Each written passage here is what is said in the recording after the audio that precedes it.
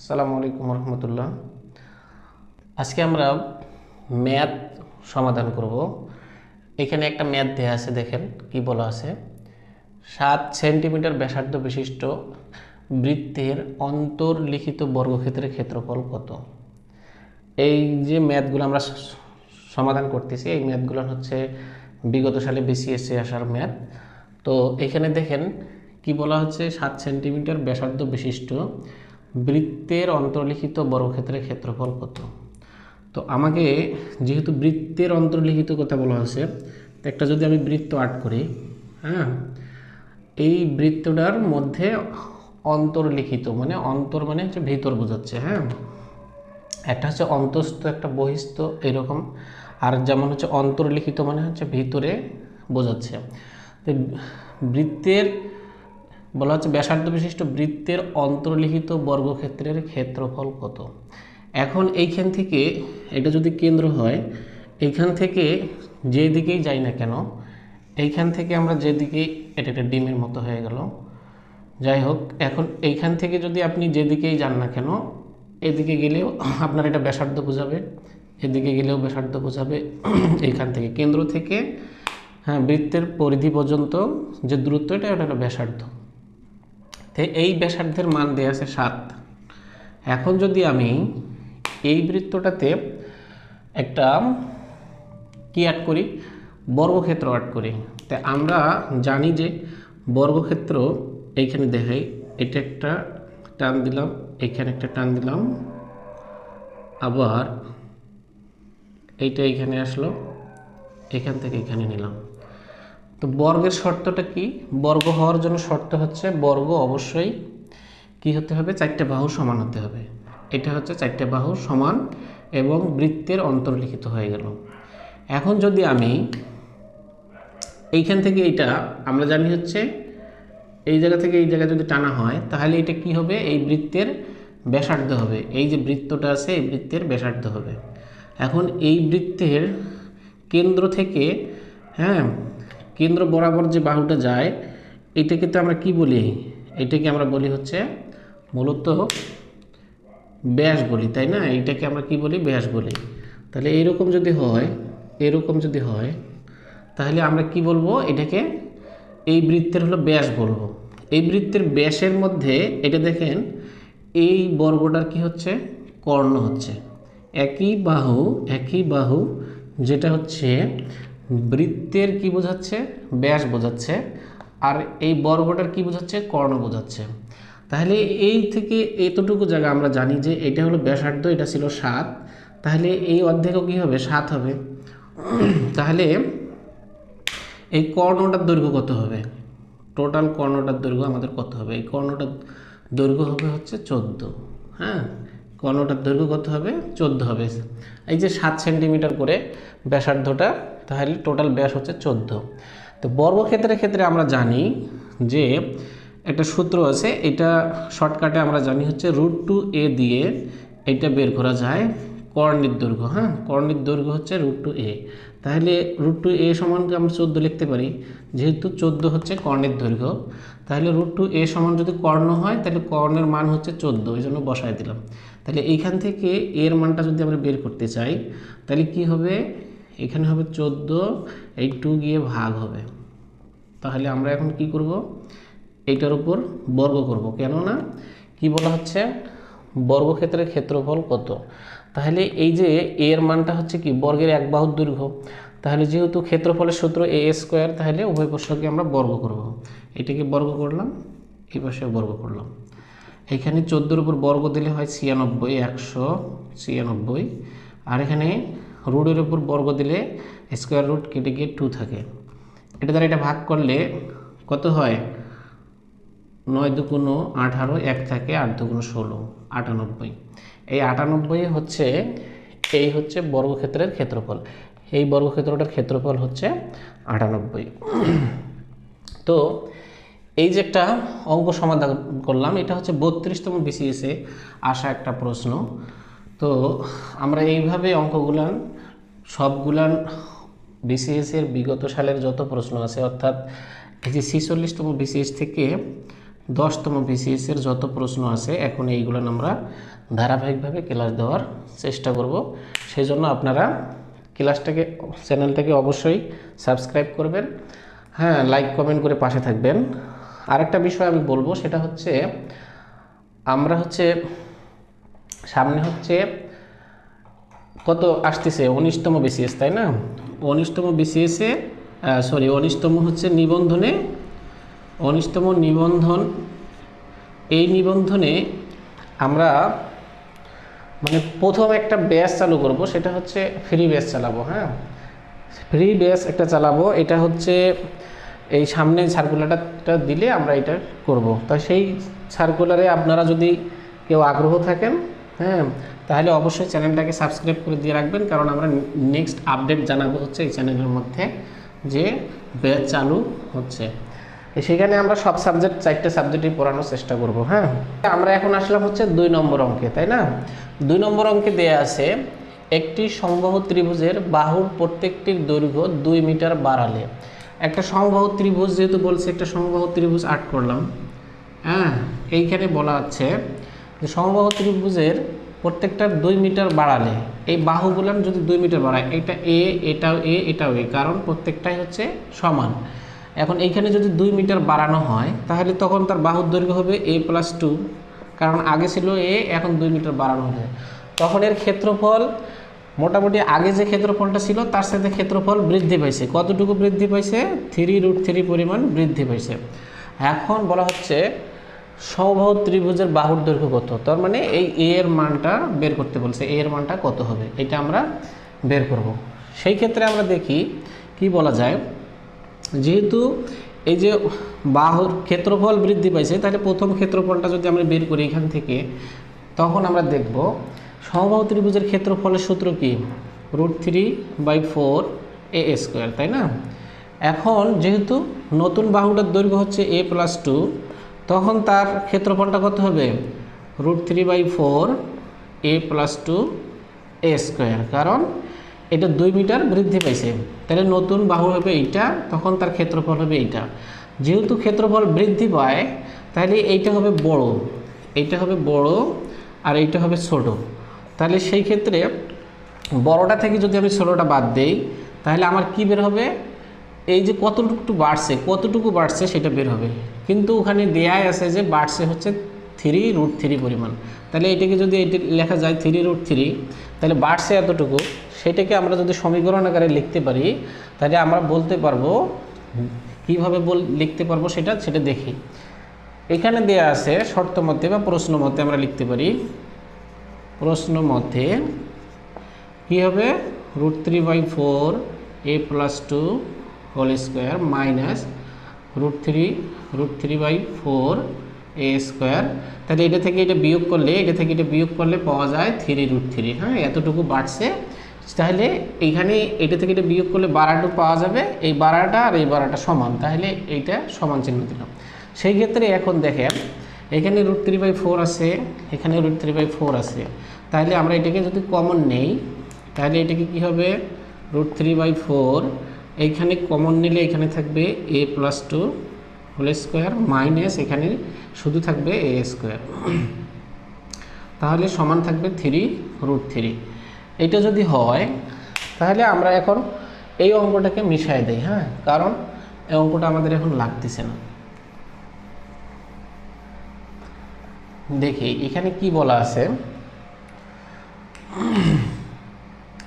এখানে √3/4 এটা থাকলো, এখানে থাকবে a+b হোল² সূত্র a² সূত্রের 2, a মানে a, b মানে 2, তারপরে b² মানে 2 এর উপর স্কোয়ার, মাইনাস এটা বসাবো। হ্যাঁ, মাইনাস a²।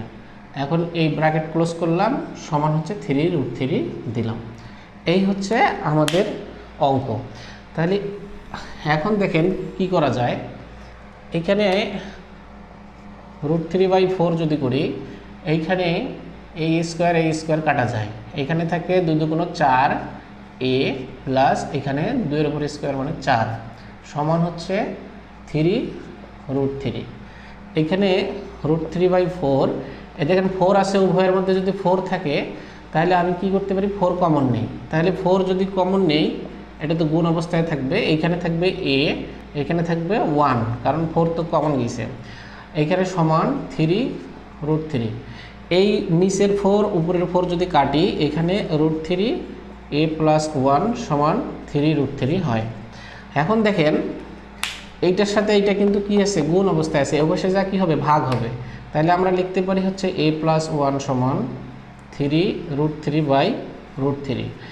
এখন এই √3 আর এই √3 কাটা, যেহেতু ভাগ অবস্থায় আছে একই রকম মান, তাহলে কাটা যায়।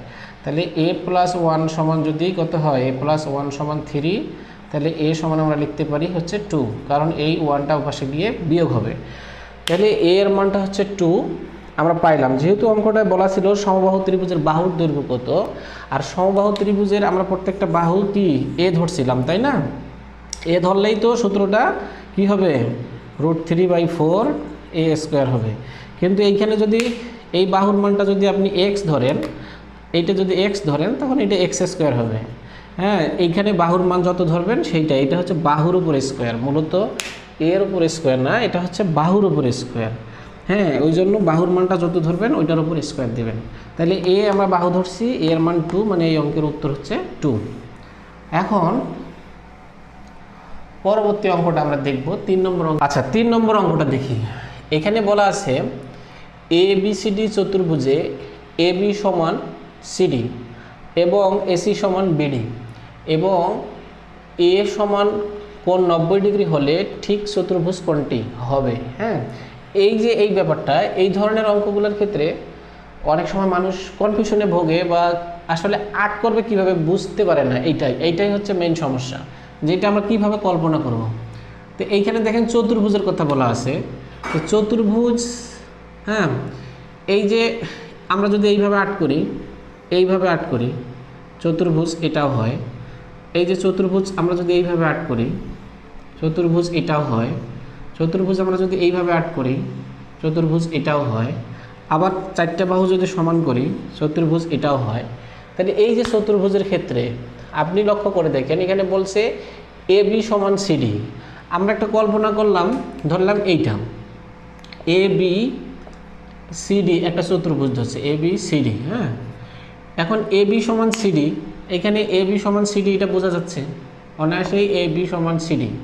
কিন্তু ওনারা বলছে যে, আবার বলছে যে A সমান 90 ডিগ্রি, A সমান 90 ডিগ্রি। হ্যাঁ, ভুল বললাম, সরি। এখানে দেখেন AB সমান্তরাল CD, সমান্তরাল মানে হচ্ছে এই পাশেও সমান্তরাল হতে পারে, এই পাশেও সমান্তরাল হতে পারে। এখন AB সমান্তরাল CD, এই যে AB বাহুটা সমান্তরাল CD বাহুটা, এই CD বাহুটা, তাহলে এই পাশে এটা সমান্তরাল, হ্যাঁ, এই পাশে এটা সমান্তরাল বোঝা যাচ্ছে, ভালো কথা। আবার বলছে AC সমান BD, AC মানে হচ্ছে এই যে এইটা, আর BD সমান হচ্ছে এইটা। এইখানে দেখেন তো শর্তটা পূরণ হয় কিনা। এই যে এটা হচ্ছে কর্ণ তৈরি হলো, এই কর্ণটা কি সমান হয়? হয় না, কর্ণ সমান হচ্ছে না, কিন্তু ওখানে বলছে AC সমান BD, তাহলে এটা হচ্ছে না। এটা তো দেখেন এই কর্ণ আর এই কর্ণ সমান হবে।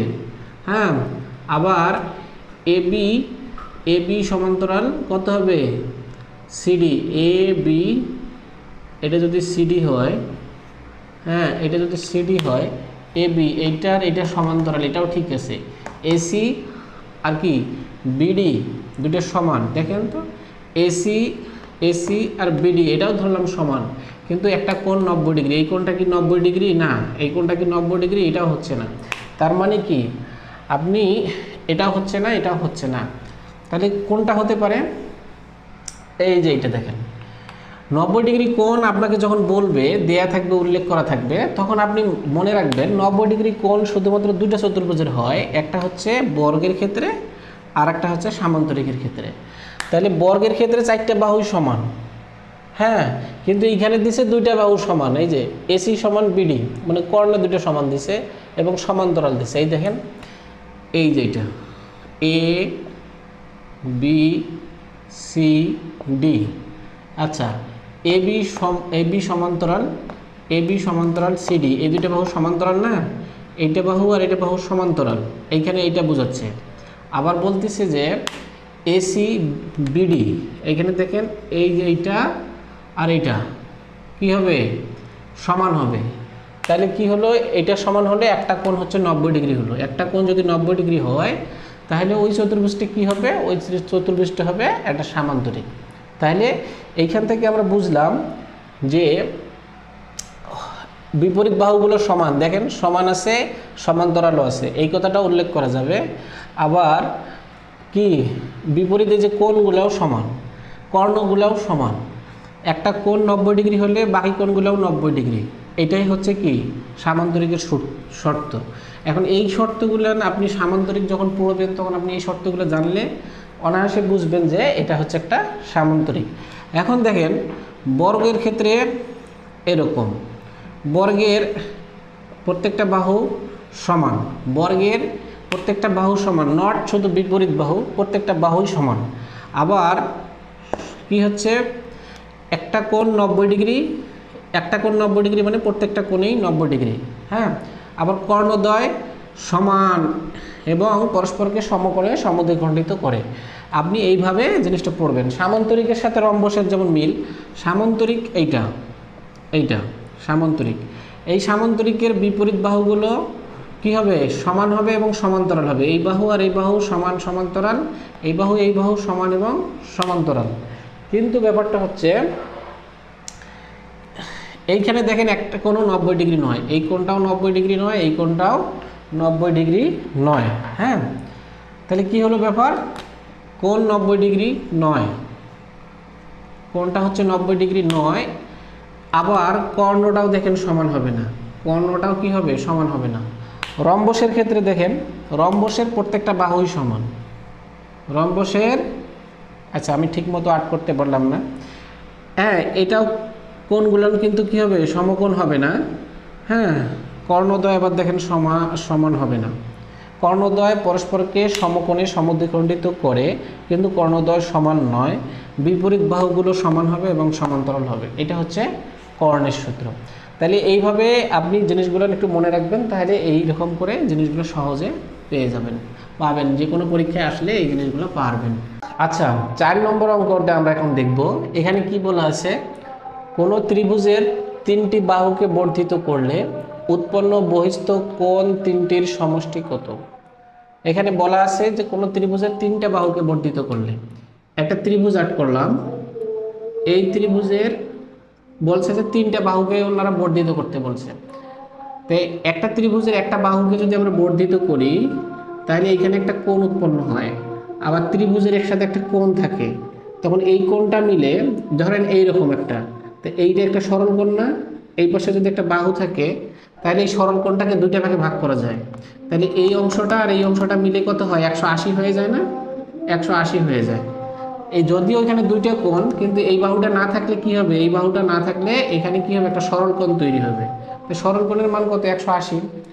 আবার এটাকে অন্যভাবেও মনে রাখা যায় যে একটা ত্রিভুজের কোনো একটা বাহুকে যদি বর্ধিত করা হয় তার বহিস্থ কোণ এবং অন্তস্থ কোণের সমষ্টি হলো 180 ডিগ্রি। হ্যাঁ, আমি মানে লজিক দিয়ে দেখাই দিলাম বিষয়টা। এখন এই বাহুটাকে আমরা বাড়াইলাম, এখন এইটা বাহুকে যদি আমরা বর্ধিত করি এইদিকে, তাহলে এখানে একটা বহিস্থ কোণ উৎপন্ন হয়, এখানে একটা এখানে অন্তস্থ কোণ আছে, এই দুইটা কোণ মিলে কত 180। আবার এই বাহুটাকে যদি এবার বর্ধিত করি এইদিকে, তাহলে এই বাহুটার একটা কোণ থাকে, এইটা একটা কোণ থাকে, তাহলে দুইটা কোণ মিলে কত হবে 180। তাহলে ওনারা বলছে যে কোনো ত্রিভুজের 3টে বাহুকে বর্ধিত করলে, 3টা বাহুকেই আমরা বর্ধিত করছি, করলে উৎপন্ন বহিস্থ কোণ 3টির, যে উৎপন্ন বহিস্থ কোণ 3টা মানে এই যে একটা কোণ, এই যে একটা কোণ, এই যে একটা কোণ, এই কোণ 3টার সমষ্টি কত এটা বের করতে বলছে। কিন্তু আমরা কি করছি, এই কোণের সাথে ত্রিভুজের যে কোণটা আছে ওটা সহ 180 ডিগ্রি, এটা আমরা দেখলাম। তাহলে এখানে 180 আছে, এখানে 180 আছে, এখানে 180 আছে, এটা আমরা দেখলাম। তাহলে 180 যোগ 180 যোগ 180, তাহলে কত হয় 3 18 54, মানে হচ্ছে 540। তাহলে এই ত্রিভুজের অন্তস্থ কোণ সহ এইটার এইটার এইটার সবগুলা মিলে কত হলো 554। কিন্তু আমরা জানি যে এই ত্রিভুজের এই যে অন্তস্থ কোণ, এটা অন্তস্থ কোণ, এটা অন্তস্থ কোণ, ত্রিভুজের 3টা কোণ মিলে কত হয় 180। ত্রিভুজের 3 কোণের সমষ্টি 180। তাহলে এইখান থেকে যদি আমি এই অংশটুকু বাদ দেই, এখান থেকে এই অংশটুকু বাদ দেই, এই অংশটুকু বাদ দেই, থাকে কিন্তু এই অংশটা, এই অংশটা, এই অংশটার মানে তো ওনারা চাইছে, কারণ ওনারা বলছে যে বাহুকে বর্ধিত করলে যে বহিস্থ কোণ উৎপন্ন হয় সেই কোণগুলোর সমষ্টি কত। তাহলে বহিস্থ কোণ এইটা, এটার বহিস্থ কোণ এইটা, এটার বহিস্থ কোণ এইটা। তাহলে এই কোণটুকু, এই অংশটুকু বাদ দিব, এই অংশটুকু বাদ দিব, এটার এই অংশটুকু বাদ দেব। তাহলে এই তিনটা কোণের সমষ্টি কত? 180। তাহলে এইখান থেকে যদি আমি 180 বাদ দেই, তাহলে আমার থাকবে কত? 336। তাহলে এই অঙ্কটা একবারে মুখস্থ রাখা যায়, কারণ অনেক সময় কি আসে এমসিকিউ পরীক্ষায় একবারে আসে এটা, যে আপনি অপশন দেখেই লিখতে পারবেন যে ত্রিভুজের যে কোনো তিনটা বাহুকে বর্ধিত করলে, ত্রিভুজের যে কোনো তিনটা বাহুকে বর্ধিত করলে উৎপন্ন বহিস্থ কোণের সমষ্টি হয় 360 ডিগ্রি। এটা কিভাবে হয় এটা আমি শুধু দেখাই দিলাম। হ্যাঁ, তো আজকে এই পর্যন্ত, সবাই ভালো থাকবেন। আসসালামু আলাইকুম রহমতুল্লাহ।